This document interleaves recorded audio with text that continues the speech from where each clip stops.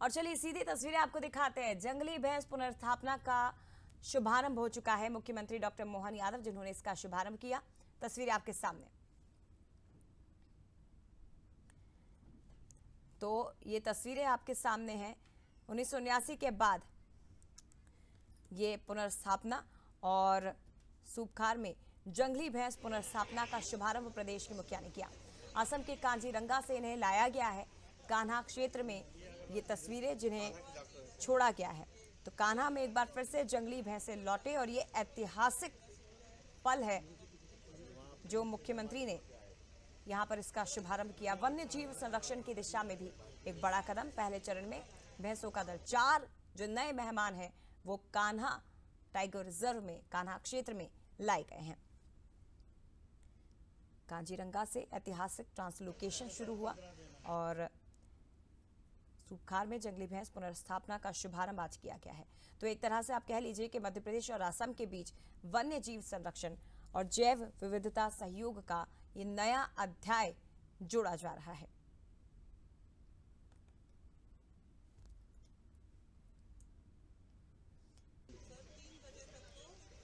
करीब करीब 100 साल बाद जंगली भैंसों की वापसी, एक बड़ा अभियान पुनर्स्थापना का, जिसे प्रदेश के मुखिया ने, मुख्यमंत्री डॉक्टर मोहन यादव ने शुरू किया। 2 तस्वीरें आप देखिए। वन्य अधिकारियों से चर्चा करते हुए मुख्यमंत्री नजर आ रहे हैं। दूसरी तरफ आप देखिए जो 4 जंगली भैंसे हैं इन्हें खुले एरिया में, ओपन एरिया में छोड़ा गया है। तो वापसी की शुरुआत हो चुकी है। कांजीरंगा से कान्हा टाइगर रिजर्व लाकर इनका पुनर्स्थापन किया जा रहा है और ये पहल जैव विविधता बढ़ाने और वन पारिस्थितिकी को मजबूत करने की दिशा में एक बहुत अहम कदम। याद दिला दें आपको, इसके पहले चीतों को भी मध्य प्रदेश में लाया गया है, कूनों में इन्हें बसाया गया है। और वो जो पुनर्स्थापना थी चीतों की, वो जब ऐतिहासिक रूप से सफल रही, तो अब जंगली भैंसों की वापसी भी होने जा रही है।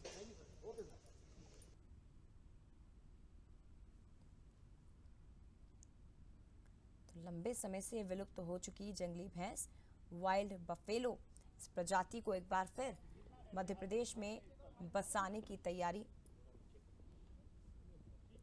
मध्य प्रदेश के लिए आज का ऐतिहासिक दिन है।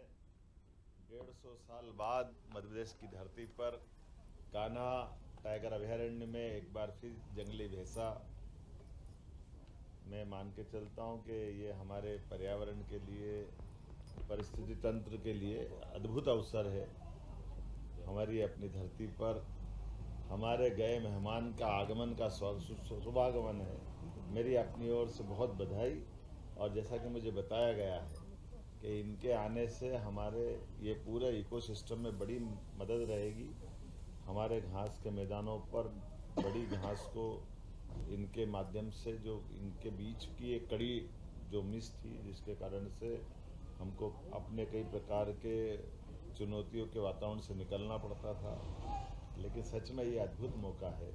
ऐसे ही अवसरों से हमारा न केवल जंगल समृद्ध होता है, बल्कि यशस्वी प्रधानमंत्री के नेतृत्व में हमारा एक एक करके वो सारे वन्य प्राणी जो विलुप्त प्राय या कई साल पहले यहाँ से चले गए, अब मध्य प्रदेश के जंगल में सारे वो जानवर आ रहे हैं, जिनके लिए सदैव हमारे जंगल की शोभा भी बढ़ेगी। वन्य प्राणियों की दृष्टि से भी ये आकर्षण का स्थान बनेगा। स्थानीय स्तर पर टूरिज्म की दृष्टि से भी बहुत ये अनुकूलता बनेगी। और असम के साथ एक नया रिश्ता हमारा बना है। मैं असम के मुख्यमंत्री हेमंत बिस्वा शर्मा जी को धन्यवाद दूंगा। पिछले से हमने विजिट की थी और जंगली भैंसा और गेंडा लाने की बात की थी, और ये उस कड़ी का पहला चरण हमारा आज प्रारंभ हुआ। लगभग 4 जंगली भैंसा हमारे पास आए हैं, जिसमें 3 फीमेल, 1 मेल है। और ये अच्छी बात है कि ये अभी किशोरावस्था से आगे बढ़ रहा है। ऐसे समय में इनकी लाइफ भी अच्छी रहेगी, स्वस्थ भी है, मस्त भी है। माँ कामाख्या का आशीर्वाद भी है।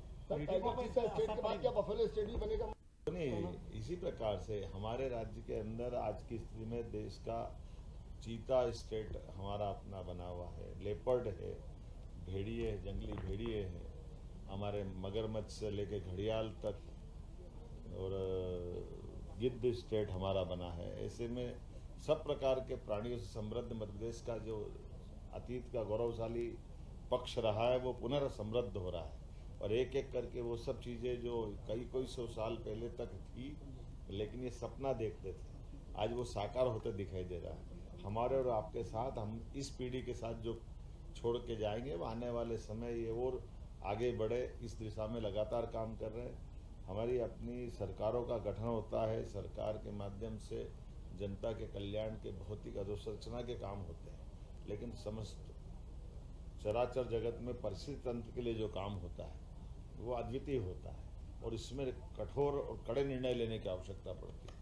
मुझे इस बात की प्रसन्नता माननीय प्रधानमंत्री श्रीमान नरेंद्र मोदी जी के आशीर्वाद से 2022 में पूरे समूचे एशिया महाद्वीप से जो चीते गायब हो गए थे, न केवल उनका सफलतापूर्वक पुनर्वसाहट हुई है, बल्कि हमारे 2 चीता के अभयारण्य आज गांधी सागर और श्योपुर कूनो में प्रारंभ हुआ, तीसरा भी हमारा सागर के पास नौरोदेही बनकर तैयार है।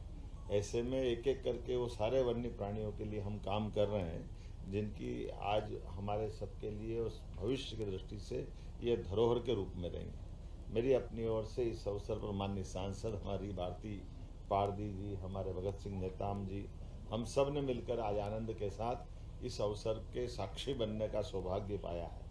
मैं मध्य प्रदेश के लोगों को बधाई देना चाहूँगा। बीते दिन हमने नारी सशक्तिकरण का एक बड़ा निर्णय करते हुए विधानसभा का विशेष सत्र मनाया और आज ये हमने अपने जंगल की खूबसूरती बढ़ाने के लिए जंगल के नए मेहमान का स्वागत किया है। कान्हा की धरती पर सच में हमारा जंगल का एक नया इतिहास आज से प्रारंभ हो रहा है। मेरी अपनी ओर से बधाई।